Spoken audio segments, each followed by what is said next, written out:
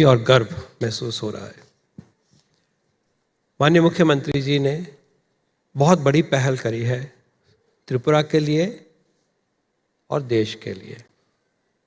जैसे कि बताया गया, इस कार्यक्रम में जो हमारे बहुत स्पेशल फ्यूचर सिटीजन्स विद्यालयों में समाहित हैं, इकट्ठे हैं, अध्यापिकाओं की, टीचर्स की देखरेख में है, सिस्टम के अंदर है, उनके स्वास्थ्य को प्रोटेक्ट करना, उसका मिशन आज हम इस हॉल में आज हम उसकी शुरुआत कर रहे हैं। एक नई सोच के साथ नीति आयोग ने कोशिश करी, सबसे बात कर बहुत डिटेल में जाके, बाहर के देशों का सिस्टम भी समझ के, WHO के रिकमेंडेशन समझ के, कि जो हमारे समाज की लगभग 16% पॉपुलेशन है वो हमारे स्कूल में है। स्कूल में देश में लगभग 25 करोड़ हमारे सिटीजन्स, नागरिक वहाँ हैं, और वो सबसे स्पेशल है क्योंकि वो देश के फ्यूचर निर्माता हैं, चलाएंगे देश को, देश के लिए सेवाएं करेंगे, हम उनको तैयार कर रहे हैं। और ह्यूमन कैपिटल के लिए 2 पिलर होते हैं, शिक्षा और स्वास्थ्य, और उन दोनों का जो एक समावेश है वो हमारे विद्यालयों में एक पवित्र जगह है।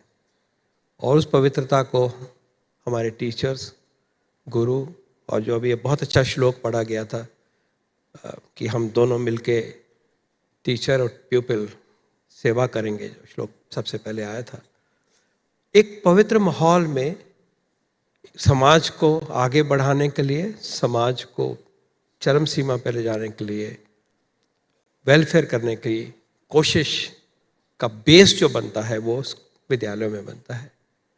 तो उसी पवित्र काम को पूरा करने के लिए, आगे ले जाने के लिए शिक्षा नीति ने हमें शिक्षा और अच्छी कैसे हो उसका बल दिया। नेशनल हेल्थ पॉलिसी ने हमें ये बताया कि हम स्वास्थ्य कैसे जुड़ेंगे और स्कूल के अंदर इस एज ग्रुप के लिए क्या करेंगे। तो दोनों को समाहित करते हुए नीति आयोग ने श्री राजीव सेन जी की लीडरशिप में, कोऑर्डिनेशन में, टीम के साथ मिलकर खूब सोच लगाई सर कि बेस्ट क्या होना क्या चाहिए। विकसित भारत बनाने के लिए इन दोनों पिलर्स को जोड़ के इन बच्चों की और एडोलेसेंट्स की हेल्थ का, और न्यूट्रिशन का, और मेंटल हेल्थ का, और स्पिरिचुअल हेल्थ का हम किस तरह का मॉडल एक प्रस्तुत करें, जो पहले हुआ है उसको भी समावेश करें और उसके आगे भी बढ़े, वहीं तक नहीं रुके, क्योंकि उस मॉडल में हम जहाँ तक पहुँचे हैं समस्याएं अभी पूरी तरह से एड्रेस नहीं हुई।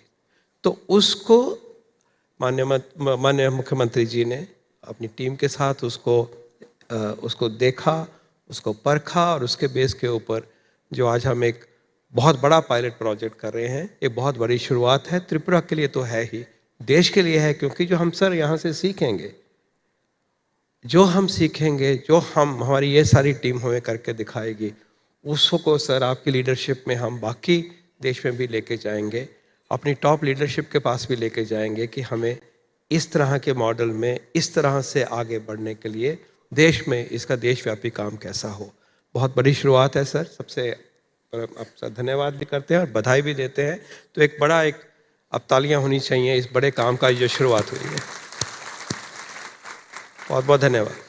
2047 में भारत ने एक विकसित देश बनना है, और उस विकसित देश में हमारे जो आज के बच्चे हैं, इनकी भूमिका, ये कर्मयोगी हैं उस पीरियड के लिए।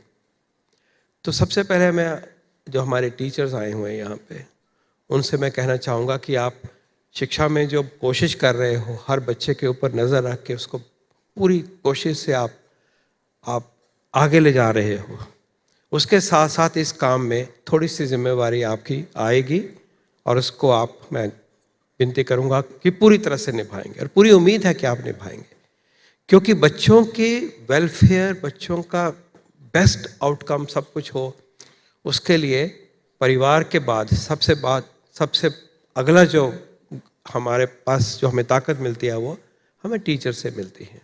ये बच्चे आप ही के हाथ में होते हैं। तो शिक्षा आप दे रहे हैं, शिक्षा के नए तरीके से आप शिक्षा पहुंचा रहे हैं, वो अच्छी हो, लर्निंग आउटकम्स बेटर हो, बच्चा फ्यूचर के लिए तैयार हो, एम्प्लॉय होने के लिए तैयार हो, सोच में तैयार हो, पॉजिटिव थिंकिंग हो, देश के लिए सोचे, ये सब गुण आप देते हो, कैरेक्टर भी देते हो और स्किल्स भी देते हो, नॉलेज भी देते हो। आपका इसके लिए हम आपका अभिनंदन करते हैं। हम सब जो भी बने हैं हमारे अध्यापकों की वजह से ही बने हैं। टीचर्स ने हमें बनाया, हमारे गुरुओं ने नहीं हमें बनाया है, जो भी यहाँ बैठे हुए हैं हम सब। अब इस कार्यक्रम में आपसे कुछ अपेक्षाएं होंगी। पिलर्स जो कहे गए कि 6 थीम्स हैं, उसमें सभी में ही आपका रोल है थोड़ा थोड़ा थोड़ा थोड़ा।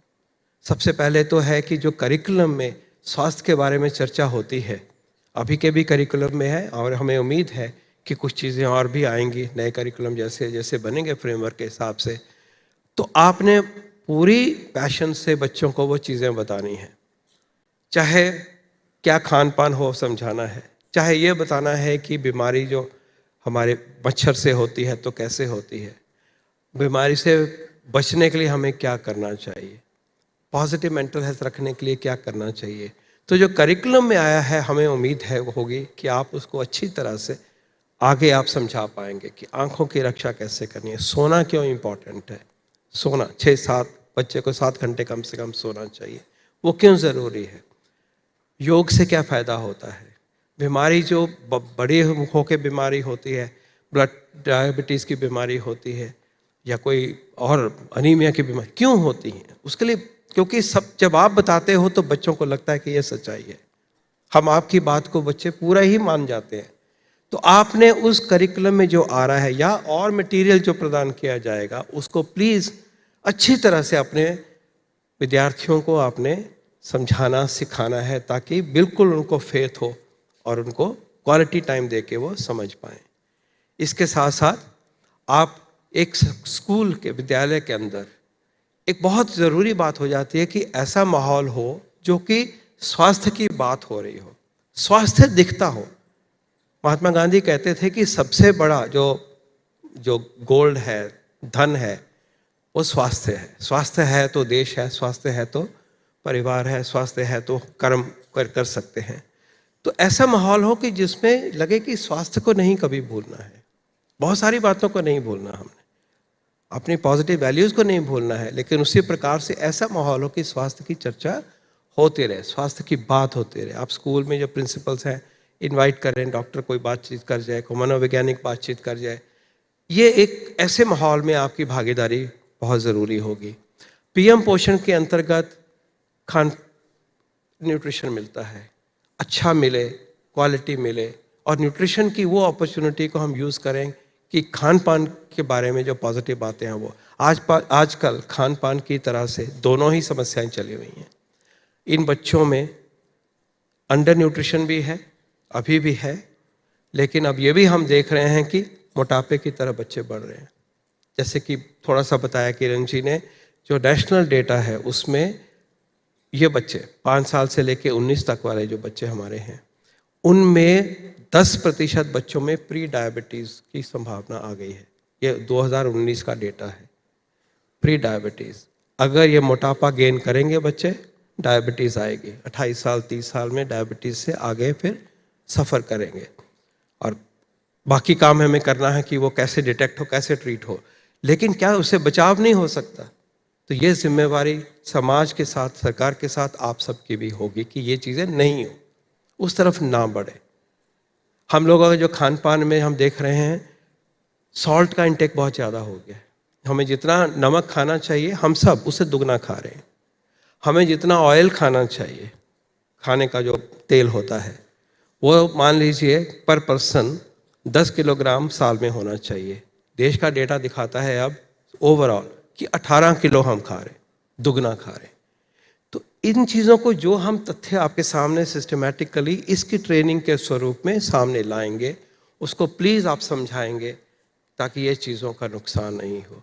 आजकल का जो जंक फूड का बहुत नुकसान है, बच्चों में एडिक्शन के कुछ स्टेट में ज़्यादा, कहीं पे कम, सब दिखता है। तंबाकू नहीं होना, ड्रग्स नहीं होने हैं, अल्कोहल नहीं होना है।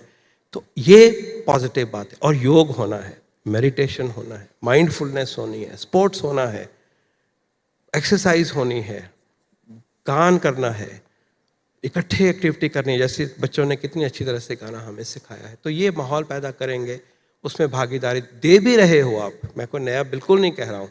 मैं कह रहा हूँ कि जब स्वास्थ्य को देखते हैं तो इन चीज़ों की बहुत बहुत ज़रूरत होगी। और जब RBS की टीम आती है तो आप मदद करें कि फटाफट हर बच्चे का टाइम दे के वो टीम पूरे की पूरी निभा सके। जिन बच्चों को स्पेशल नीड हो जाती है उसको आप मदद कर दीजिए। कोई एस्थमेटिक है, एपिलेप्सी है बच्चा, उसके लिए क्या कर सकते हैं। बट अबव ऑल मनोवैज्ञानिक दृष्टि से मेंटल हेल्थ के लिए एक पॉजिटिव एटमॉस्फेयर स्कूलों में बने, ये हमने सबने सीखा अभी इस सिस्टम को जब हम रिव्यू कर रहे थे।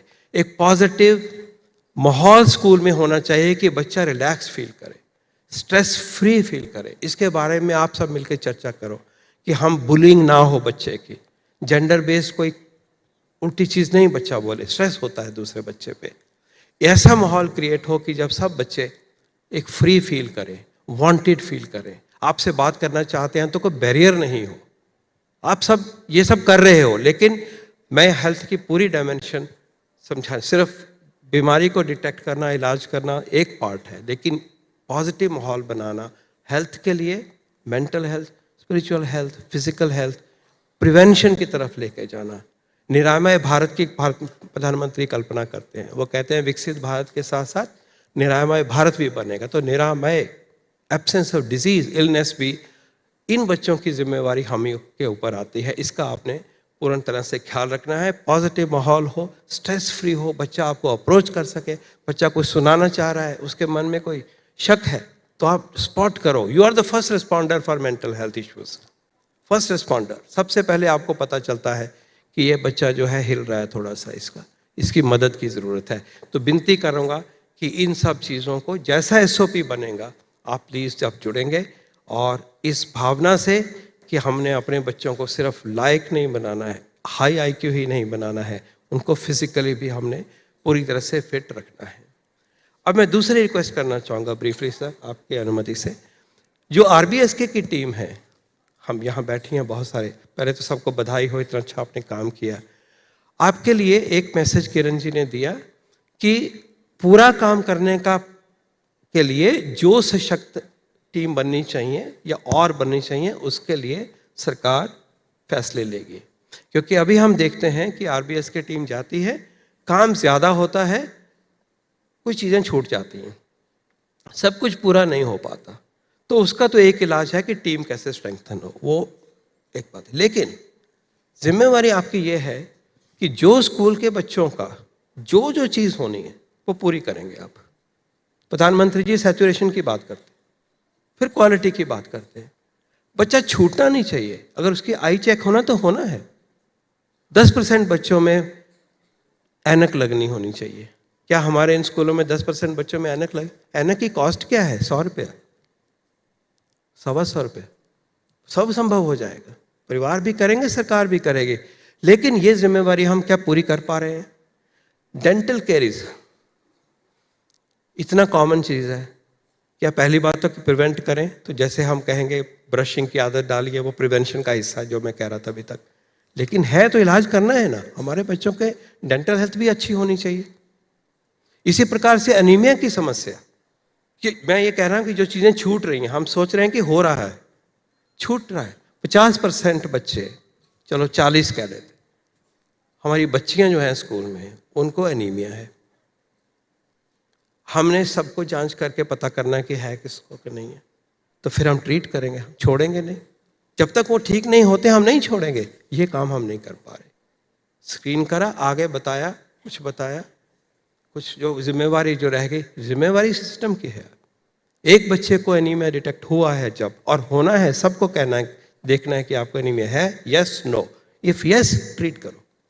जब तक ठीक नहीं होते, हेल्थ टीम की जिम्मेवारी है कि वो पूरा काम लिस्ट में रहे। बच्चा दवाई मिली, खा रहा है, फिर रिपीट टेस्ट में ठीक हुआ कि नहीं हुआ।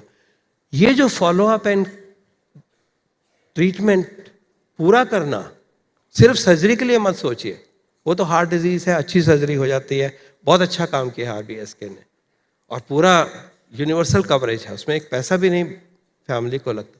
लेकिन ये चीज़ें छूट रही हैं एनीमिया के होने की वजह से। आपको मैं बताना चाहूँगा अध्यापकों को कि बच्चे को समझ नहीं आती कि मैं मैथ्स कैसे करूं। वो बैठा हुआ है लेकिन कंसंट्रेट नहीं कर पा रहा है।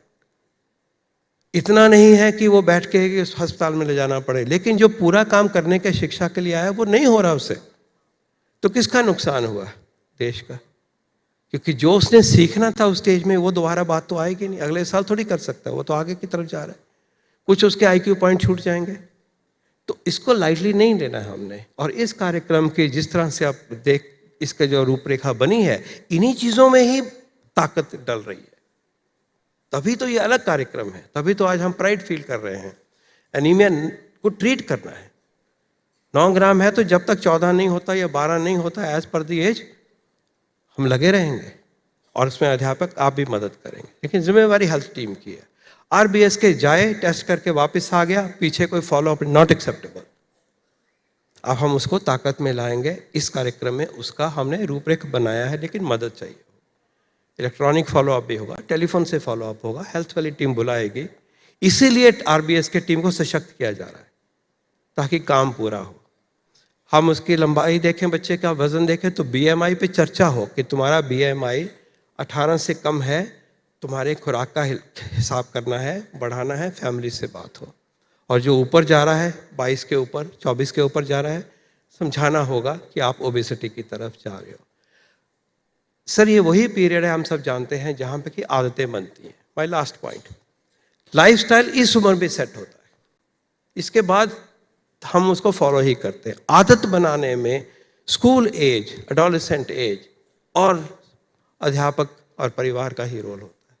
ठीक आदतें पड़े।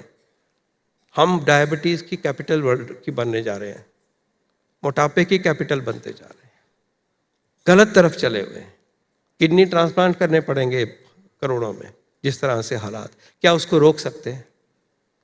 डायबिटीज़ को बचाना है, हाइपरटेंशन को बचाना है, लिवर डिजीज़, अल्कोहल, सिरोसिस, ये नहीं होने देना है, किडनी फेल नहीं होने देनी है। किसी सरकारों के पास ताकत नहीं है कि इतने बड़े समाज के लिए बाद में हम इलाज करें।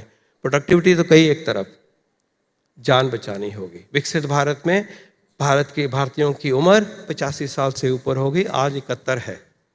अच्छी आदतें होंगी, प्रिवेंशन होगी, तो एक हेल्दी लाइफ बढ़ेगी। तो ये चैलेंज आप ये लेके चलिए कि इतनी बड़ी चीज़ के लिए ये काम हो रहा है कि बच्चों की बीमारियां भी देखें हर तरह से, डेंटल, आई, ENT, mental health, emotional health, anaemia, BMI मतलब मोटापा या underweight, vitamin deficiencies and so on, menstrual issues बच्चियों के वगैरह वगैरह। तो इस सबको होलिस्टिकली इतना बड़ा मिशन है जिसको कि इसमें समावेश किया गया है। आज तक जो उसको आगे बढ़ाया जा रहा है, और फ्यूचर के लिए वो बच्चे हमारे इस प्रोग्राम से निकल के आए, उनकी आदतें जो हैं वो हेल्दी आदतें हों। प्रिवेंशन की बात करें, योग आयुष की बात करें, एक्सरसाइज की बात करें, और ड्रग्स, अल्कोहल, टोबैको नो, ऐसा हमने मिलके दिखाना है। ये भी उसी का हिस्सा है। ये आदतें इसी उम्र पे पड़ती हैं। आप ये सब मेरे से ज़्यादा जानते हो। इतने बड़े मिशन की आज शुरुआत हो रही है, त्रिपुरा के लिए हो रही है, देश के लिए हो रही है, और हमने मिलके जो सब ने देश के बेस्ट एक्सपर्ट्स और एक्सपीरियंस को इकट्ठा करके जो हम ला पाए हैं, उसको आगे कैसे रिफाइन करें, उसको भी हम परफेक्ट नहीं मानेंगे जो आज है। इसको परफेक्ट बनाने में भी आपकी मदद चाहिए हमें, कि इसको आगे कैसे लेके जाएं ताकि इसका प्रसार हो और इसके असर भी दिखे, और हम सर मेजरमेंट करेंगे कि इससे हमारा किस तरह से हम इम्प्लीमेंट कर पाए हैं। समाज के साथ जुड़ना होगा, कम्युनिटी के साथ जुड़ना होगा, हेल्थ क्लब भी बनेगा, एक कमेटी भी बननी चाहिए जिसमें स्कूल के पेरेंट्स भी आएँ, लोकल लोग भी आएँ, डॉक्टर भी आएँ। और डॉक्टर्स की टीम को भी मैं यही कहूँगा कि इसके अलावा भी स्कूलों में जाके आप बातचीत करिए। सिर्फ इलाज एक चीज़ है, प्रिवेंशन ज़्यादा ज़रूरी है। तो उसी भावना से हम आगे बढ़ेंगे। बहुत ही अनुभूति है आज खुशी की, और दिखाई देता है कि ये नई शुरुआत है सर। आपकी लीडरशिप में ये हुआ है, मैं बधाई भी देता हूँ सर, और बहुत धन्यवाद भी करता हूँ, कॉम्प्लीमेंट भी करता हूँ। बहुत बहुत धन्यवाद। जय Hind. Thank you so much, sir, for your valuable speech. Your precious words really enlighten us. এবারে বিনম্র অনুরোধ রাখবো আমাদের আজকের অনুষ্ঠানের মাননীয় উদ্বোধক তথা মুখ্য অতিথি রাজ্যের মাননীয় মুখ্যমন্ত্রী প্রফেসর ডক্টর মানিক সাহা মহোদয়ের কাছে ওনার মূল্যবান বক্তব্যের মধ্য দিয়ে আমাদের সমৃদ্ধ করবার জন্যে।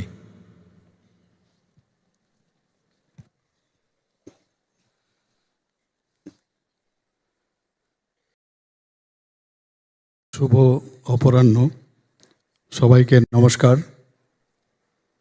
আজকে এখানে school education department in collaboration with NHM এবং আরেকদিকে নীতি আয়োগের যৌথ উদ্যোগে এখানে আয়ুষ্মান ভারত স্কুল হেলথ মিশনের যে সূচনা রবীন্দ্র শতবার্ষিকী ভবনে হচ্ছে, সেই উপলক্ষে আমাদের মাঝে উপস্থিত আছেন ডক্টর BK পাল মহোদয়, মেম্বার নীতি আয়োগের, যিনি একটু আগে ওনার সুন্দর বক্তব্য এখানে ইলাবোরেটলি আমাদের সামনে রেখেছেন।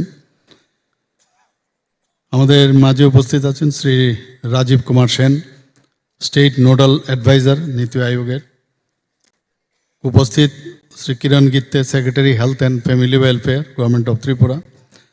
শ্রী রাবেল Hemendra Kumar, special secretary education. তাছাড়া আমাদের সামনে উপস্থিত আছেন Shri NC Sharma, director secondary education. Shri Sumit Roy Chowdhury, MD NHM। Shri Satyabrata Nath, director youth affairs and sports. এবং বিভিন্ন ডিপার্টমেন্টের যারা অফিসারবৃন্দরা আছেন, ডাক্তারবাবুরা আছেন, এবং all the teachers and students and media বন্ধুরা, সবাইকে হার্দিক অভিনন্দন ও শুভেচ্ছা জানাচ্ছি। কি কারণে আজকের এই আয়ুষ্মান ভারত স্কুল হেলথ মিশনের সূচনা, বিস্তারিত এখানে আলোচনা হয়েছে। আমাদের ত্রিপুরা জাতীয় স্বাস্থ্য মিশনের যে অধীনে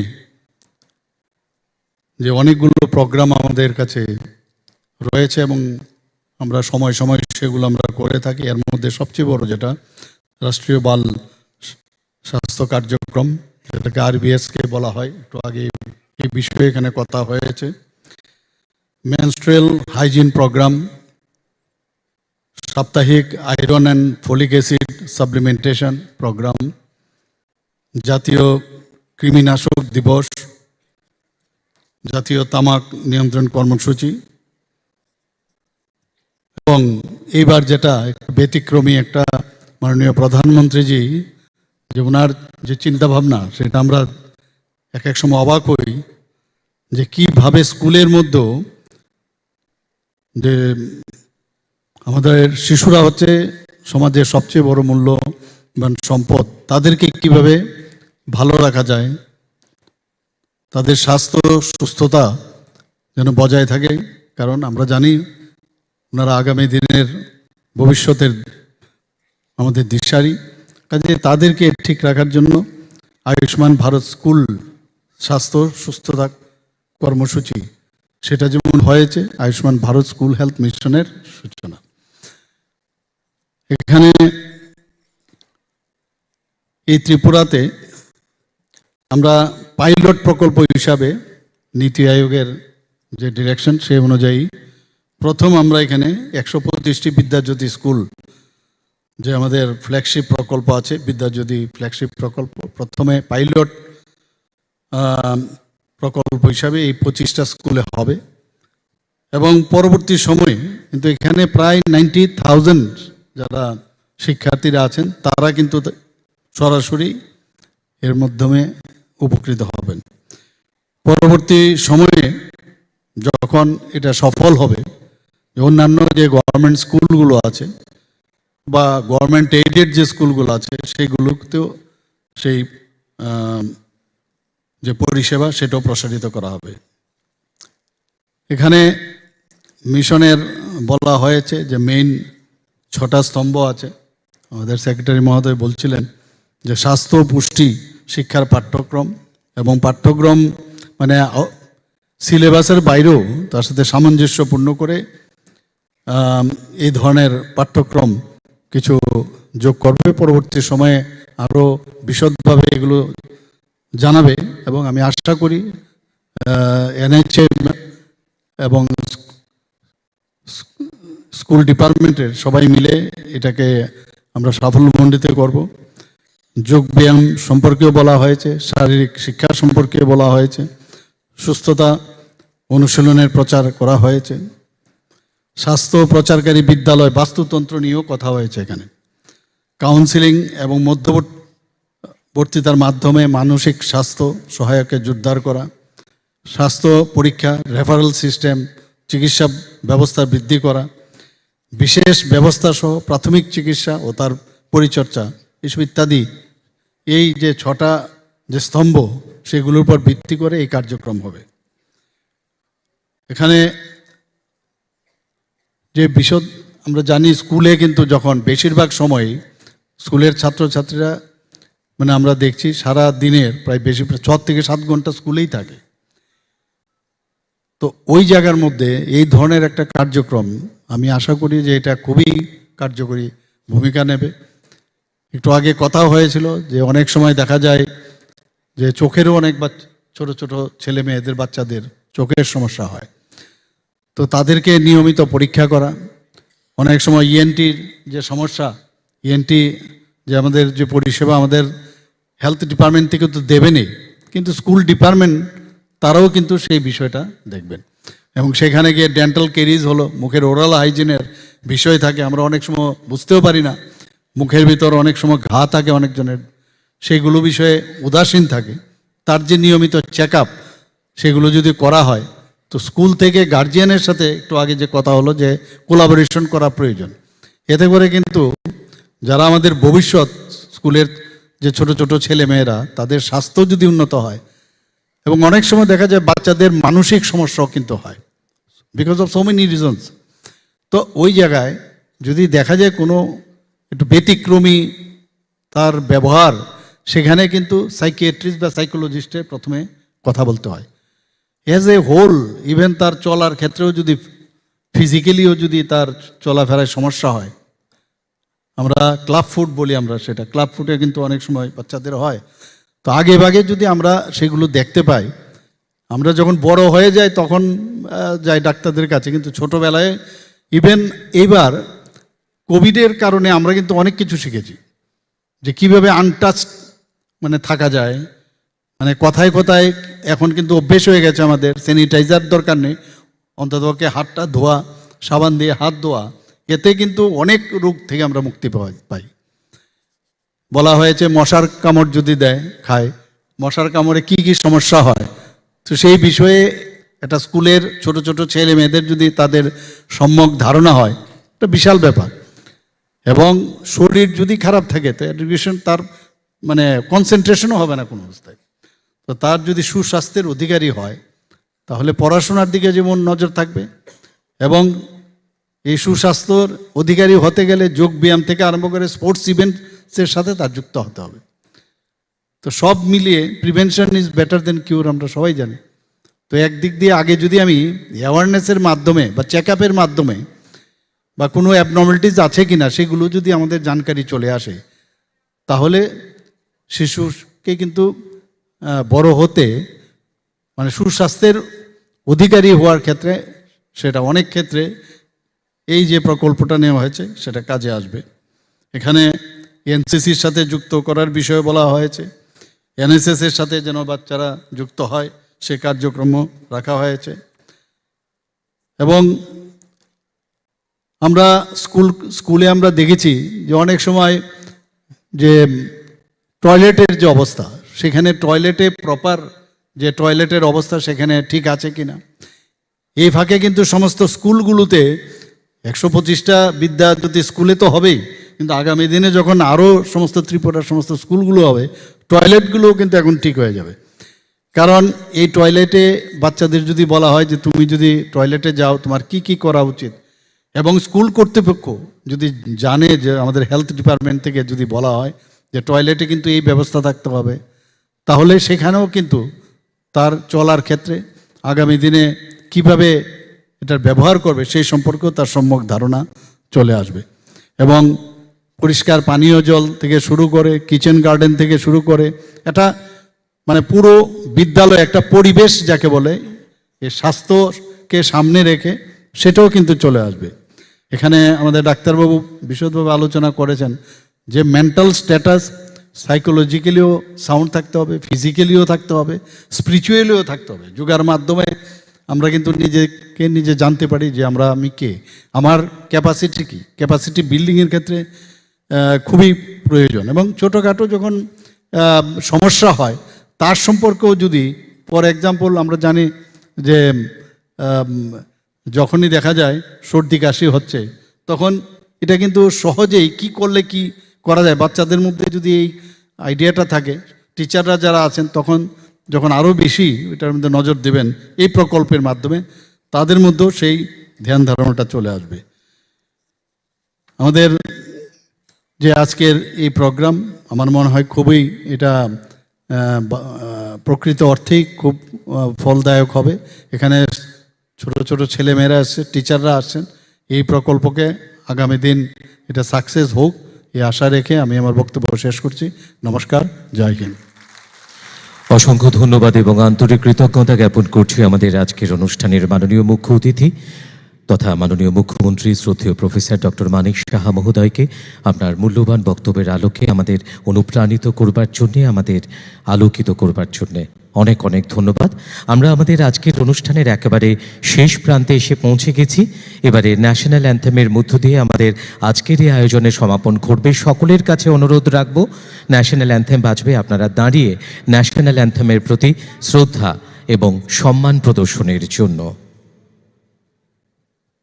जनगण मन अधिनायक जय हे भारत भाग्य विधाता। पंजाब सिंध गुजरात मराठा द्राविड उत्कल बंगा। विंध्य हिमाचल यमुना गंगा उच्चल जलधि तरंगा। तव शुभ नामे जागे, तव शुभ आशीष मांगे। गाहे तव जय गाथा, जन गण मंगलदायक जय हे भारत भाग्य विधाता। जय हे जय हे जय हे जय जय जय जय हे।